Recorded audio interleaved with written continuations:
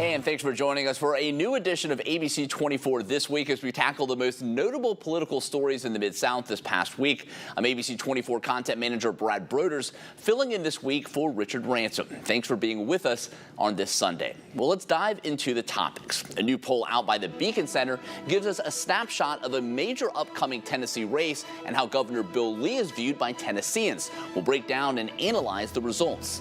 Plus, even though the Memphis City Council just accepted $350 million from the state to upgrade Bluff City sports stadiums, some council members believe another round of money from Nashville is necessary. But is that realistic? We'll discuss. And more trouble at 201 Poplar. Is more oversight of the Shelby County Sheriff's Office necessary in wake of the latest inmate death? We'll break it down. Well, I'm joined by a great panel this Sunday. To my far left is ABC24 political analyst Otis Sanford and also former Shelby County Commissioner Mark Billingsley. Thanks, gentlemen, for being with us both. Well, first up, a new poll out by the conservative-leaning Nashville think tank, the Beacon Center, giving us a glimpse of the 2024 U.S. Senate race expected to be between incumbent Republican Marsha Blackburn and Democrat Gloria Johnson, a state representative from Knoxville. That poll showed among 850 likely voters, Blackburn leads Johnson 49 to 29%, with 22% undecided.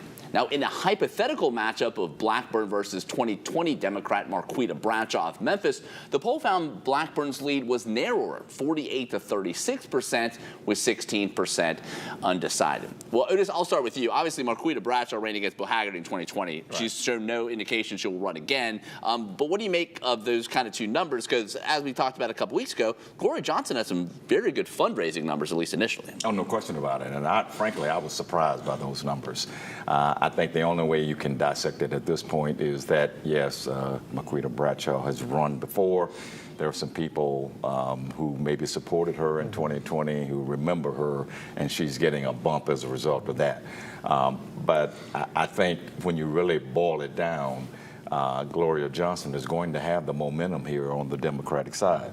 She'll have the support of the two Justins, and they have proven to be pretty influential when it comes, especially among young people.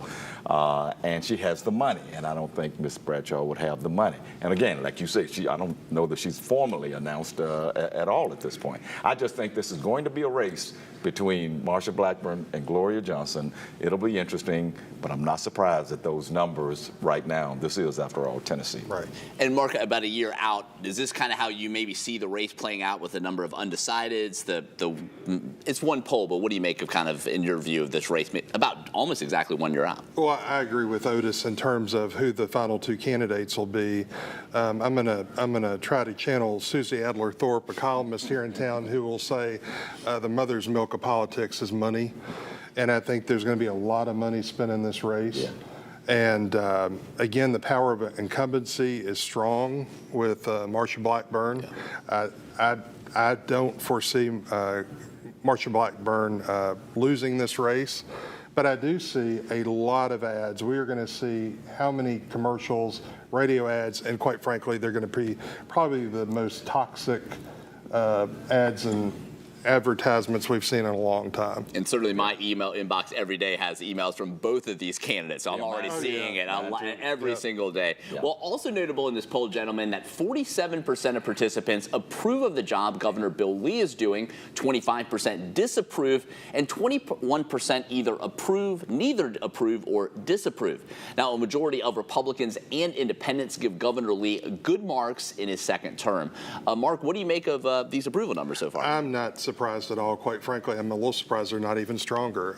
I think Governor Lee is well respected by Republicans, independents, some Democrats, and I think he's done a lot of good things to reach across the aisle. We've seen some recent initiatives here in Memphis that a lot of people can agree to, and including what we'll talk about in a few minutes, the funding of our athletic complexes, funding for mental health, and so I'm not surprised that Governor Lee is getting really good ratings. And Otis, what do you make of this poll? And maybe 2026 he's out of office, 2028 ambitions potentially. What do you make? I mean, I know it's only 2023, obviously, Right. but and I don't know where he would want to go. I don't necessarily see him in a Senate role, although that could be it.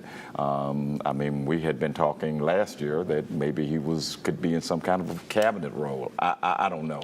I agree with Mark, though, about the numbers. I'm not surprised. I thought they would be a little higher just because, I mean, we are in Tennessee, as I said earlier, and the Republicans dominate. So I'm not surprised by that. I do think that in his second term, Governor Lee has gotten a little steadier in his approach to leading the state. I think I've said many times in his first term, he was all over the place. And he really didn't show a lot of strong leadership on a lot of issues, and he was letting the legislature push him around. I don't necessarily see that much right now, and he's been in office in the second term for a full year now.